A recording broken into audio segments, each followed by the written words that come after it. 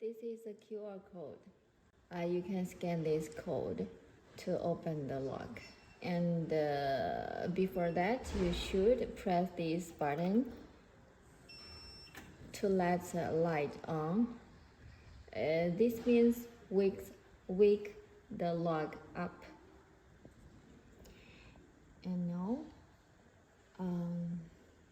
I scan the QR code.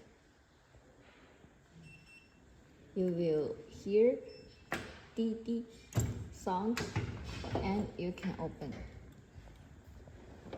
Okay, this lock has a roll support, wire, and also this is a battery support, and this is a controller.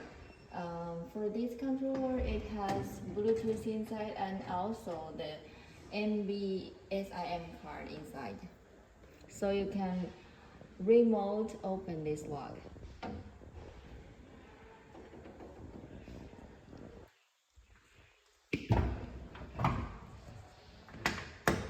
Okay. This lock also has another unlock with the smart key. This smart key has got the unlock authorization from the control system, and then you can